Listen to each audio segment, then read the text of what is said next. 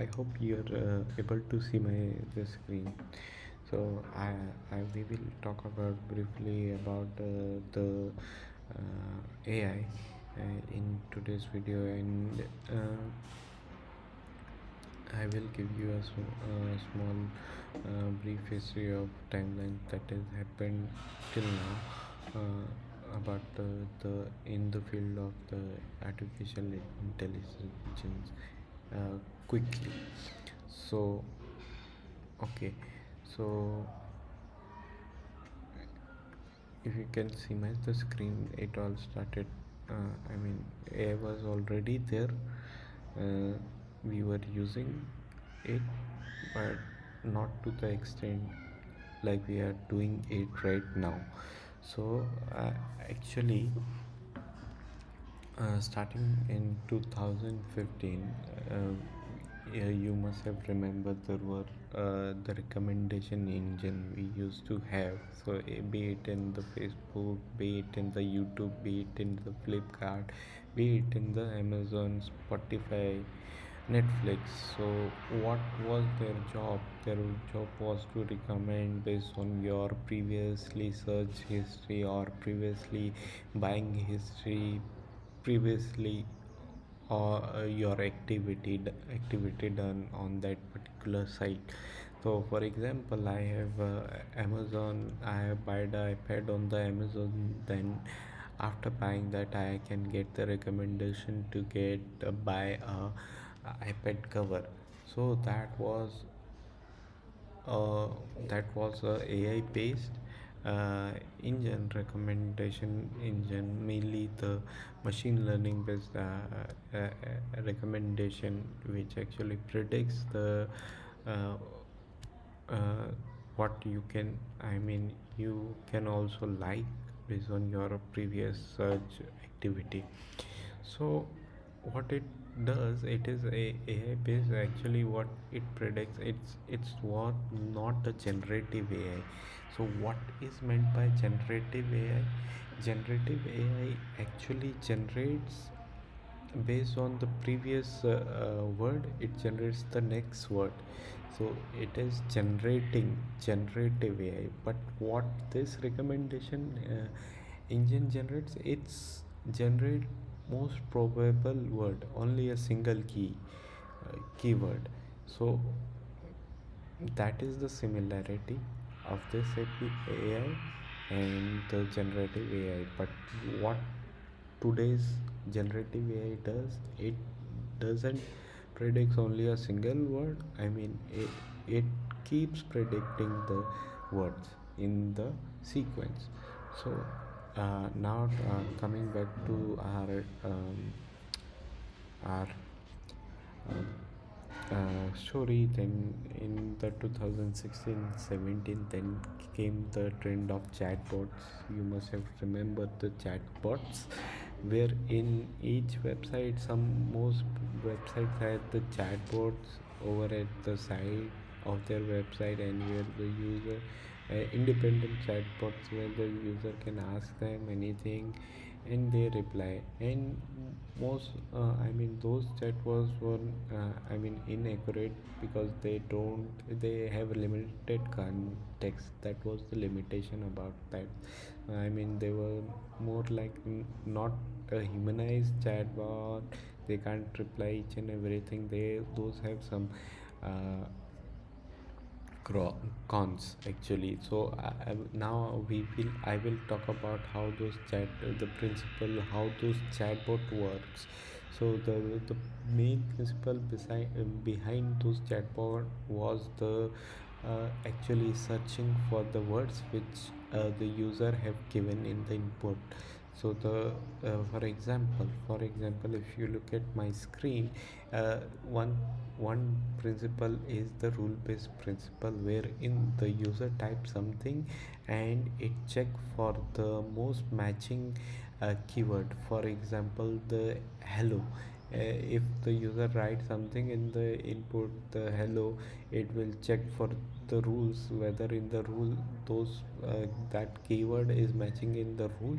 If it is matching, then it will go for the corresponding reply in the backend. So it will return this reply based on the keyword matching. So this was basically the main principle behind the chatbots. So those use the keyword matching principles, rule based, that is called the rule based chatbot. So this has its own disadvantages. One of the disadvantages that it do not take the context literally or the semantically. It do not, what is meant by semantically is that it do not understand the meaning of the sentence that the user has asked. It just picks the certain keywords from the user's input and search for the most matching rule and returns the corresponding reply. So that was the limitation of this. For example, I have given an example also. So here the user is asking how to open a saving bank account to a banking website chatbot, and based on its database, it's checking for the similarity between the keyword matches. So the number of keyword matching, the uh, most likely question, it will return the answer of that question. So if I write something like I love India, India is an amazing country, the it do not take the basic semantic, the idea behind the sentences, or the soul of the sentences, what it is trying to convey, that my love towards my country, right? So it, but it just takes the word India and if it matches, or the other keywords, and if any of those matches a database, it gives the reply. So this mechanism of searching was quite irreliable, number one, because it do not understand the semantics behind the sentence, that is the meaning of the sentence. And the number two, that if I ask something out of context, if it do not have any information regarding that thing, it won't reply. So these were the main problems. Okay, limited context. So the number of things we have added, the question answers we have added in the database, based on those it can reply. So that was the main problem, and scientists was at MIT were working on it, and this has led to a very useful piece of work in 2017, wherein the scientists from MIT came up with a uh, research paper entitled as "Attention is All You Need," that was based on the transformer models. So what is a transformer model? Now I will explain you. So transformer model is a AI model which is trained on uh, very large set of data. And what it does, uh, it takes a input and it understands its context. So this was our first problem, that we take the user input but we don't understand the context, we don't understand the meaning. It creates its own context, it understands the context, and based on that context, now it checks in its own trained data and predict the word first word based on that context, and then it takes the context and the first word, and again input the same word and context to itself and predicts the next word. This is how it is generating the sentence word by word. So this is called generative AI. So this is how it is working. So and it is also retaining the context each time it is I mean generating the sentence, the context of the generated sentence and the context of the user input which it has created. So imagine that if I say a sentence that hi, I am Piyush, and Piyush is my name. These both have the similar context that I am introducing myself to you, and I'm telling my name to you. So, so yeah, Piyush is my name. So the basic theme of this two sentences that I'm telling you my name. So similarly, so how do we people actually human also process the language in the similar way. So if anybody uh, say you something like Piyush is my name, you in your brain first process the that sentence and create your context and try to understand what the user is trying to say through this sentence, and then your brain figure out that the user is telling about giving information about his name, that is Piyush. Similarly, this transformer model creates its own, builds its own context, and then based on that context, it start predicting the words. So now let me share my screen. So this is, so I have given a sentence to it, write a user story about Indian boy named Sumit. Now it creates a context of its own, that it has to say it has to write a story for a boy called Sumit. So it creates that context. It again injects that context as an input to the LLM model. Now it looks for its trained piece of data, and uh, based on the multiple trained data, we know that most of the stories start with once upon a time. So many, so it has many stories in its context, and it will pick up the first word, most probable first word from the mostly matching story, which is having Sumit in it. Based on that, it will predict the first word. So it predicts the first word once, then it takes that word and the context, complete context of the sentence, and the complete context that the user it has created for the user input. Then again it predicts the next word, which is upon, then it keeps looping until the complete stories ends. So this is how it works, the LLM model, uh, the transformer model. So based on that model, in 2022 the OpenAI came up with the chatgpt, which is actually a transformer model, generative uh, transformer generative predictive transformer, GPT stands for. So basically it's a transformer model doing the same thing that we discussed in that was discussed in this paper. And Gemini, Google come up with the Gemini, it's Gemini model, we were doing the same thing, right? So this was all about that. Now this is, but this is not the present. Now now after that these models have evolved a lot. Now the present, in the present, these models uh,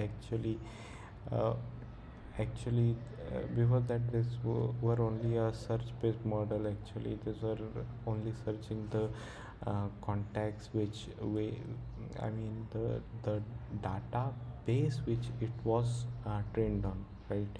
So now the in evolving process we have added three main things or features which have transformed the lot or evolved this model a lot. The one thing is the reasoning capability, that if the user inputs something, it creates its own context, then it questions that context also.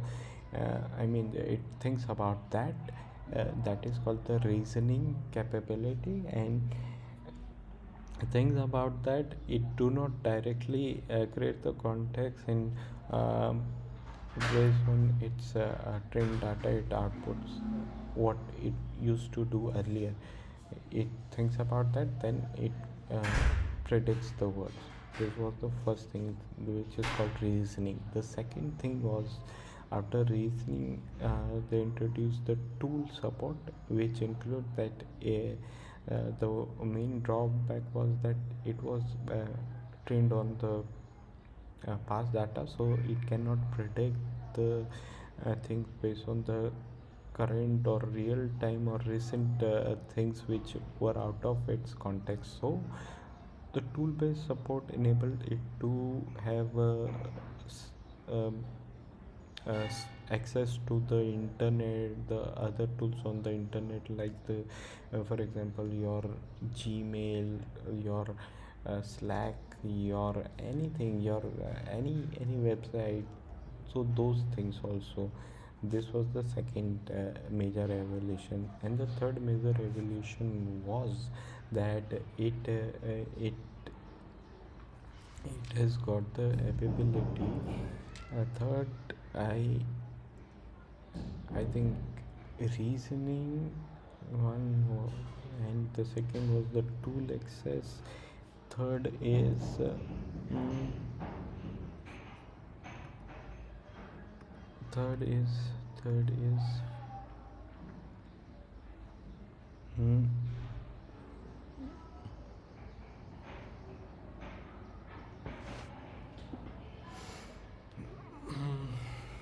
so third, I'm unable to recall the third ability of it.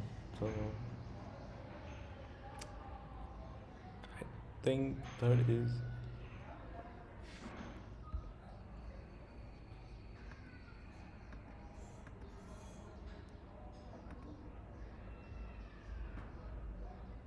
yeah, third was the multimodal support. So what it does till now 2025, what it does, the transformer model takes the input as a text and outputs as a text. But the third is very important thing. The multimodal support means the multimodal support supports the input as a audio, image, or the video, the PDF, and it can output the same thing, or do the other thing. It can take the audio and output the text, vice versa. Uh, so so this was the important and the crucial support, the three support. The one is the reasoning, the ability to reason, think on the input and the output also. The second is the ability uh, to connect to the internet resources. The third is the multimodal support to uh, read, write in various different formats: audio, video, text, image. Okay, right? So these three capability. Now the uh, fourth thing come. Now we have given all this capability to our model, so our model is quite independent of searching the internet, doing the thing, performing some action on the internet. So we came up with something. We came up with something called agentic AI, which is uh, a, a agent which works on your directions, your what do you say, your instructions, and it can do anything on the internet. Say, for example, So, for example, if I say to my agent that I'm feeling hungry, and based on my current location, find me and my eating habit, find a best dish which I will find delicious based on my mood, and book a table, or I will go to the restaurant. You can book a table or book the meal for me, and at my current address it will do all those things. So that is agentic AI based approach. So in the current scenario in 2026 we support agentic AI support, wherein the our AI model can actually do all those things based on our instructions, book your table, whatever we want to do can do, but can perform the task on the internet. So that was all about the AI. I think you have understood all those things. You can also comment the topics which I have, skipped or I haven't covered, which were also important from the from learning point of view. Also, if there is some correction that need to be done, please highlight those. I'm also in the learning process, and I would like this conversation keep going. We will learn more things, we will discuss more things as we go. Uh, yes, so that's all about this current brief introduction of timelines in the AI. I will keep posting you the new things which I will learn, and also we will discuss your things and the queries. Please do comment in the comment box about your queries. I will try to think about them and reply about them. Uh, yeah, that's it. Thank you. That's all in this section. Thank you for watching. uh, I will try to make it more and more interesting in the future. So this is the very beginning of it. uh, so I will again thank you for your attention and listening me. If you find this channel and information more engaging and more uh, more interesting, please like and subscribe. Thank you.